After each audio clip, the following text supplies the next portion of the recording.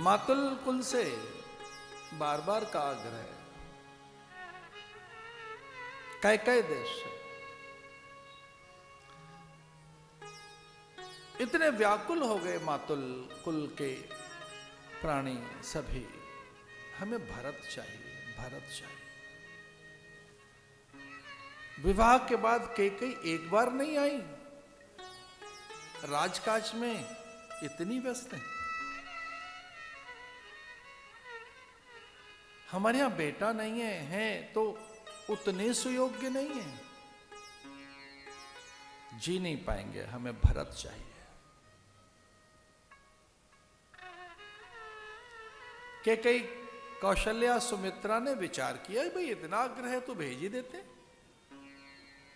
भरत बड़े व्याकुल हैं कि वहां जाने पर राम तो होंगे नहीं, न माताएं वहां होंगे, न पिता वहां होंगे, गुरुदेव के बिना हम जिएंगे कैसे।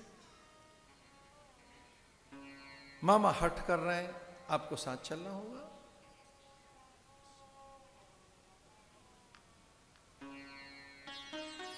दशरथ ने आज्ञा दी, रिपुदमन भी साथ जाए, फिर मन लगा रहेगा।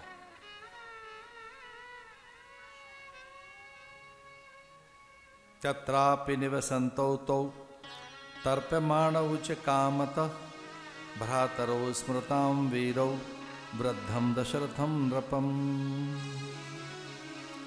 अरे शत्रुघ्न, हम जा तो रहे, पर क्या सच में हमारा मन वहां होगा? रिपुदमन कहते हैं, भैया हाँ, वहां मामा के घर तन ही रहेगा, तो तेरा मन कहां होगा? बोले जैसी आपकी आज्ञा, आप बताओ आपका मन कहां रहेगा? तो भरत कहते हैं, मेरा मन तो पिताजी में ही रहता है, मां में रहता है। बोले मन तो कहीं भी आ जा सकता है, आपकी आत्मा कहां रहती है? भैया आप कहां रहते हैं? तो भरत ने कहा, मैं राम के बिना जी नहीं सकता, मेरी संपूर्ण अंतरात्मा तो राम के पास ही रहती है। अब पिता की आज्ञा है और मामा का हठ है, चलते मामा के घर, लेकिन हमारा मन कहां रहेगा? पिताजी के पास। और हमारी अंतरात्मा कहां रहेगी? भैया राम के पास। ठीक है, आदेश चले जाते हैं। तेषामपि महातेज रामो रतिकरः पितुः स्वयं भूरिव भूतानां बभूव गुणवत्तरः। देखो तो सही, हमें कहां भेजा जा रहा है? राम को छोड़ के मामा क्या करने क्या जा रहे हैं? हम क्यों जा रहे हैं? अब विचार हुआ कि पिता का आदेश है, मामा का हट है, चले चलते। धर्म है आज्ञा का पालन। धर्म क्या है? आज्ञा का पालन। बड़ों की आज्ञा हुई है और उसका पालन करना ही धर्म है, ऐसा कहकर भरत चले गए। अच्छा नहीं लगेगा आपको सुनकर, पर मेरे से रहा नहीं जा रहा। साथी हाथ बढ़ा रहा है, एक अकेला थक जाएगा, मिलकर बोझ उठा। सीता का साथ कैसे माने? हाथ तो साथ में हो, हस्तबंध। पाणी ग्रहण संस्कार में हस्तबंध है।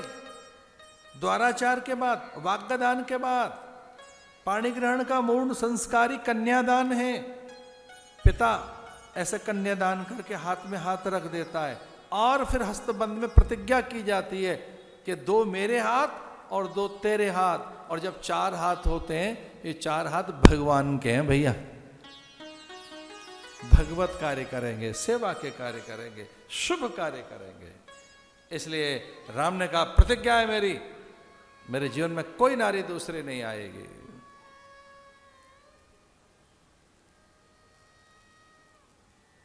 आचारम प्रथमम देयम। भगवान भी कहने लगे कि आप भी कुछ देंगी ना? तो उन्होंने कहा, हम भी दे देते हैं। आप क्या देंगे?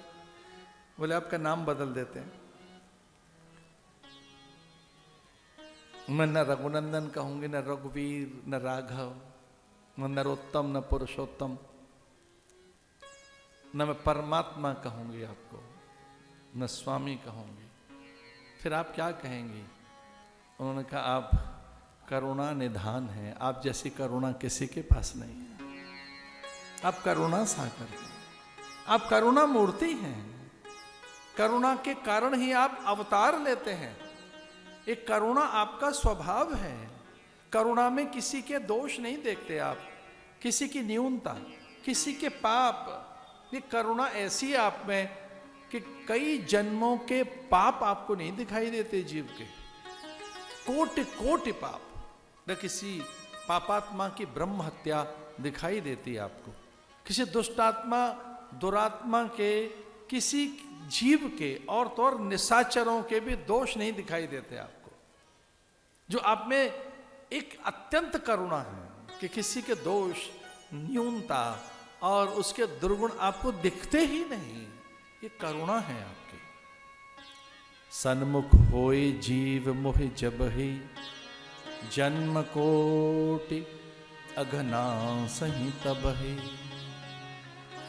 भगवान को देखने के बाद, उनसे मिलने के बाद जन्म कोटि अघ कहते हैं जघन्य पाप को, तो सारे पाप उसी समय स्वतः मिट जाते हैं। नहीं, आप मिटाते नहीं हैं, मिट जाते हैं। जन्म कोटि अघ ना सही तबहि। ना ना ना ना, आप नहीं मिटाते, आप किसी के पाप कभी नहीं छीनते, अपने आप मिट जाते हैं उसको, अपने आप स्वतः। क्या? बस आपको देखना भर है। आपको देखने मात्र से आप सन्मुख हो।